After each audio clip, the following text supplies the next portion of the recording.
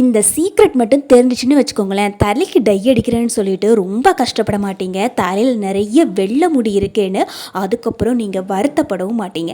ரொம்ப ரொம்ப ஈஸிங்க. இதை நம்ம தண்ணியில் போட்டு இந்த மாதிரி கழுவுனா கூட அது போகவே போகாது. பாருங்கள் எவ்வளோ சூப்பரான ஒரு டை.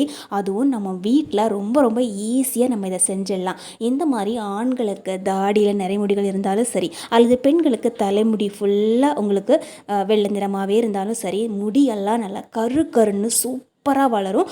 நரைமுடிகள் எல்லாத்தையுமே மொத்தமாக மாற்றக்கூடிய ஒரு சூப்பரான சீக்ரெட் இது. இந்த சீக்ரெட்டை மட்டும் நம்ம மிஸ் பண்ணவே கூடாது. தலைமுடி நல்லா கருன்னு வளர்றது மட்டும் இல்லாமல் தலையில் இருக்கக்கூடிய பொடுகு தொல்லையும் போயிடும். இதுக்கு நம்ம எடுத்துக்கக்கூடியது பார்த்திங்கன்னா கடுகு தாங்க. இந்த மாதிரி ஒரு கடாயோ அல்லது ஒரு தோசைக்கல்லோ எடுத்து வச்சுக்கோங்க. நான் இன்றைக்கி தோசைக்கல் தான் யூஸ் பண்ண போகிறேன். இதுக்கு பதிலாக நீங்கள் இரும்பு கடாயோ அல்லது நார்மல் கடாயோ யூஸ் பண்ணிக்கலாம். இதில் 2 ஸ்பூனுக்கு கடுகு சேர்த்துக்கோங்க. கொஞ்சம் நேரத்திலேயே கடுகு நல்லா நிறம் மாறி வரும். நம்ம போடும்போது நல்லா டார்க் கலராக இருக்கும். கொஞ்ச நேரம் ஆக ஆக இந்த மாதிரி நமக்கு நல்லா நிறம் மாற ஆரம்பிச்சிடும். இது ஒன்றும் புதுசு ஒன்றும் கிடையாதுங்க. முன்னாடி காலத்துலேருந்தே, பாட்டி காலத்துலேருந்தே நரைமுடி வந்துச்சு அப்படின்னாவே கடுகு தான் முதல்ல யூஸ் பண்ணுவாங்க நரைமுடிக்கு. கடுகை இந்த மாதிரி நல்லா வறுத்தெடுத்துட்டோங்க. இது கூட நம்ம சேர்க்கக்கூடியது டீ தூள் தாங்க. எந்த டீ தூள் வேணாலும் சேர்த்துக்கலாம். இது கூட 1 ஸ்பூன் அளவுக்கு டீ தூள் சேர்த்துக்கிறேன். கடுகு நம்ம 2 ஸ்பூன் சேர்த்துக்கிறோம் அப்படின்னா 1 ஸ்பூன் டீ தூள் நமக்கு கரெக்டாக இருக்கும். இதையும் நம்ம லைட்டாக இந்த மாதிரி வறுத்து சூடு பண்ணிக்கலாம். இது கூடவே 4 வெங்காயத்தோட தோல் மட்டும் தனியாக எடுத்து வச்சிருந்தேன். அந்த தோலை கடைசியாக இந்த மாதிரி போட்டுக்கோங்க. இந்த தோல் நம்ம கருன்னு வர அளவுக்கெல்லாம் இதை போட்டு வறுக்கணும்னு கிடையாது. ஜஸ்ட் இந்த மாதிரி நல்லா மிக்ஸ் பண்ணி விடுங்க. தோசைக்கல் நல்லா சூடாக இருக்கும். அதுலேயே நல்லா இது நல்லா மொறுன்னு வர ஆரம்பிச்சிடும். இந்த மாதிரி நல்லா சூடு பண்ணி எடுத்துக்கோங்க. வெங்காயத்தோட தோலும் இந்த மாதிரி நல்ல மொறுன்னு வர ஆரம்பிச்சிருக்கு. இப்போ நம்ம அடுப்பை ஆஃப் பண்ணி விட்டுட்டு இது எல்லாத்தையும் தனியாக எடுத்து மாற்றி வச்சிடலாங்க. நான் இப்போ அடுப்பை ஆஃப் பண்ணி தான் வச்சுருக்கிறேன். ஆஃப் பண்ணி வச்சுட்டு தான் இது எல்லாத்தையும் எடுத்து மாற்றி வச்சுருக்கிறேன். இந்த மாதிரி ஒரு பவுல் எடுத்து வச்சுக்கோங்க. இப்போ நமக்கு அடுத்ததாக தேவைப்படக்கூடியது அரிசி மாவு தாங்க. இதுக்காக நான் இன்றைக்கி பச்சரிசி மாவு தான் எடுத்துக்கிறேன். இது கூட 2 ஸ்பூன் அளவுக்கு அரிசி மாவு எடுத்துகிட்டு இந்த சூடான கல்லில் போட்டுக்கலாம். இப்போ நம்ம அடுப்பை பற்ற வச்சுக்கலாம். முதல்ல ஹை ஃப்ளேம்லேயே வச்சு விட்டுக்கோங்க. அப்போ தான் இது நல்லா நிறம் மாற ஆரம்பிக்கும். ஒரு 2 நிமிஷத்துக்கு நீங்கள் ஹை ஃப்ளேமில் வச்சு விட்டாவே போதும். இப்போ பாருங்கள் நல்லா சூப்பராக மாறி வந்துக்கிட்டே இருக்கு. கரண்டி வச்சு அதை கிளறதுக்கு வசதியாக இல்லை, அதனால் ஒரு கத்தி வச்சு இந்த மாதிரி கிளறி விட்டுட்டே இருந்தேன். இது சூப்பராக அழகாக நிறம் மாறி வந்திருக்கு. இது நம்ம ரொம்ப தீய விடக்கூடாது. இந்த மாதிரி ஒரு ப்ரௌன் கலர் வந்தாவே போதும். இந்த மாதிரி நிறம் மாறி வந்ததுக்கப்புறமா நம்ம இதையும் ஒரு பவுலில் எடுத்து மாற்றி வச்சிடலாங்க. இது ரொம்ப ரொம்ப ஈஸியாக இருக்கும். கண்டிப்பாக நீங்கள் இது தெரிஞ்சிச்சுன்னா மற்றவங்களுக்கும் இதை சொல்லுவீங்க. இந்த மாதிரி நான் என்னோடய முடிக்கு இதை பண்ணேன், இது ரொம்ப ஈஸியாக இருந்தது, தலைமுடி எல்லாமே நல்லா கருன்னு மாறிடுச்சு அப்படின்னு. இப்போ இதையும் நம்ம ஒரு பவுலில் எடுத்து மாற்றி வச்சிடலாங்க. இது நல்லா ஆறி வரட்டும். இப்போ நம்ம அதே தோசைக்கல்லை எடுத்துக்கலாம். இதை நம்ம மிஸ் பண்ணவே கூடாது. இதுதான் இதில் இருக்கக்கூடிய பெரிய ஒரு முக்கியமான ஒரு விஷயம் அப்படின்னு கூட சொல்லலாம். அது என்னென்னா கற்பூரவள்ளி இலை தாங்க. நான் சொன்னேன் இல்லைங்களா முன்னாடியே, பாட்டி காலத்துலேருந்தே நரமுடிக்கு யூஸ் பண்ணக்கூடியதான் இது அப்படின்னு. இந்த பாட்டி காலத்திலே யூஸ் பண்ணக்கூடியதான் இந்த கற்பூரவள்ளி இலை. நரைமுடிக்கும் சரி, தலையில் பொடுகு தொல்லை இருந்தாலும் சரி, இந்த கற்பூரவள்ளி இலையை கண்டிப்பாக யூஸ் பண்ணுவாங்க. இப்போ கல் நல்லா சூடானதுக்கப்புறமா இந்த கற்பூரவள்ளி இலையை இதில் இந்த மாதிரி போட்டுக்கோங்க. கொஞ்சம் நேரத்திலே இது நல்லா சுருங்கி வர ஆரம்பிச்சிடும். இப்போ நான் போட்டு ஒரு 2 நிமிஷம் தான் ஆகுது. அதுக்குள்ளேயே பார்த்திங்கன்னா லைட்டாக சூடாயிடுச்சு. இந்த மாதிரி இலையெல்லாம் நல்லா நசுங்கின மாதிரி ஆயிருக்கும். கற்பூரவள்ளி இலை இந்த மாதிரி வதங்குறதுக்கு ரொம்ப டைமெல்லாம் எடுத்துக்காதுங்க. ஒரு 2லேருந்து 3 நிமிஷம் தான் ஆகும். கல்லை லோ ஃப்ளேமில் வச்சுக்கோங்க. நம்ம கல்லை ஆஃப் பண்ணிவிட்டு இந்த கற்பூரவள்ளி இலைகளை எல்லாம் தனியாக ஒரு பவுலில் எடுத்து மாற்றி வச்சிடலாங்க. அவ்வளோதான், நம்ம வேலையே முடிஞ்சு போச்சு. ரொம்ப ரொம்ப சிம்பிள். ஒரு 5 நிமிஷம் நம்ம இதுக்கு நம்மளாம் இந்த மாதிரி தயார்படுத்திக்கிட்டாவே போதும். இப்போ நம்ம ஒரு மிக்ஸி ஜார் எடுத்துக்கலாம். ஏற்கனவே நம்ம வறுத்து வச்சுருக்கக்கூடிய பொருட்கள் அது எல்லாத்தையும் சேர்த்துக்கலாம். கூடவே நம்ம 2வதாக வறுத்து வச்சுருந்த பொருள் அதையும் நம்ம சேர்த்துக்கிட்டால் போதும்.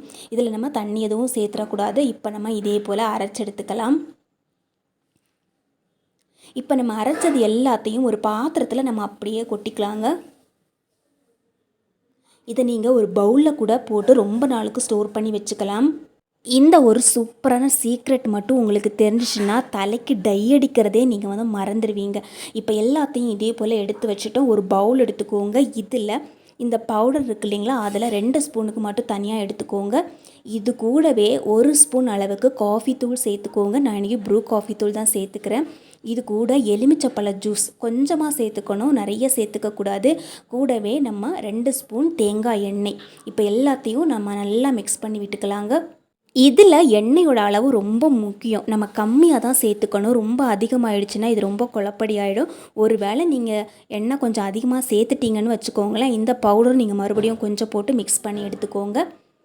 இதை நீங்கள் கையில் இந்த மாதிரி தேய்ச்சி பார்த்தீங்கன்னாவே நல்லா கரு கரு கருன்னு வரும். கையிலேயே அவ்வளோ சூப்பராக இந்த கறி ஒட்டி பிடிக்குங்க. இது தண்ணி ஊற்றி கழுவுனா கூட போகாது, அந்த அளவுக்கு சூப்பரான ஒரு அருமையான டை அப்படின்னு தான் சொல்லலாம். உங்களுக்கு மீசை முடியிலையோ அல்லது தாடி முடியிலையோ தலையிலையோ வேறு எங்கேயாவதோ உங்களுக்கு நிறைய நரைமுடிகள் இருக்குது அப்படின்னா அந்த இடத்துல எல்லாத்தையுமே நீங்கள் இதை பூசி விடலாம். இது எப்படி பூசுறது அப்படின்னு பார்க்கலாம். இப்போ இந்த மாதிரி இடத்துல உங்களுக்கு நரைமுடி இருக்குது அப்படின்னா லைட்டாக நீங்கள் இந்த மாதிரி மிக்ஸ் பண்ணிவிட்டு கையில் எடுத்துக்கோங்க. கையில் எடுத்துகிட்டு நரைமுடி இருக்கக்கூடிய இந்த பகுதிகளில் எல்லாம் லைட்டாக இந்த மாதிரி தேய்ச்சி விட்டாவே போதும். இதே மாதிரி பெண்களுக்கு தலையில் நரைமுடி இருக்குன்னா அதே மாதிரி நம்ம தலையிலையும் தேய்ச்சி விட்டுக்கலாம். இதை நம்ம ஒரு 10லேருந்து 15 நிமிஷத்துக்கு அப்படியே அப்ளை பண்ணி வச்சுக்கணும். இப்போ இந்த மாதிரி பாருங்கள், இப்படி நம்ம தலை ஃபுல்லாக அப்ளை பண்ணி விட்டுக்கலாம். இதை அப்ளை பண்ணதுக்கப்புறமா ஒரு 10லேருந்து 15 நிமிஷம் அவ்வளோதான். அதுக்கப்புறமா நம்ம ஷாம்பு எதுவுமே போடாமல் அப்படியே குளிச்சுட்டு வந்தோன்னா தலைமுடி நல்லா கரு கருன்னு மாறி இருக்கும். பாருங்கள் எந்த அளவுக்கு சூப்பராக நல்ல அழகான ஒரு கருப்பு கலரில் வந்திருக்கு அப்படின்னு. இப்போ நம்ம ஏற்கனவே எடுத்து வச்சுக்கக்கூடிய அந்த இலை இருக்கு இல்லைங்களா, அதை இந்த மாதிரி பிழிஞ்சு எடுத்துக்கோங்க. இது ஒரு நிரந்தரமான தீர்வு அப்படின்னு சொல்லலாங்க. இந்த சாறு தான் முக்கியமாக ரொம்ப ரொம்ப முக்கியம். உங்களுக்கு சின்ன வயசுலேயே நரமுடி இருக்குது அப்படின்னா அதையும் தீர்த்து வைக்கக்கூடிய சக்தி இந்த இலைக்கு இருக்குது. இந்த இலையோட ஜூஸை மட்டும் தனியாக பிழிஞ்சு எடுத்துக்கோங்க. ஒரு 2 ஸ்பூன் அளவுக்கு இது இருக்கும். இது கூடவே நம்ம சேர்த்துக்கக்கூடியது காஃபி தூள் தான். இன்றைக்கி நான் ப்ரூ காஃபி தூள் தான் எடுத்துக்கிறேன். இதில் ஒரு 3/4 ஸ்பூன் அளவுக்கு எடுத்துக்கோங்க. இதையும் நம்ம தண்ணி பிழிஞ்சு வச்சுருந்தோம் இல்லைங்களா, அதில் நம்ம சேர்த்து விட்டுக்கலாம். இப்போது அடுத்ததாக எடுத்துக்கக்கூடியது எலுமிச்சப்பழம்.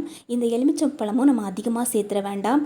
ஒரு 3 சொட்டு அல்லது 5 சொட்டு அவ்வளோதான். அதுக்கு மேலே நம்ம சேர்த்துடக்கூடாது.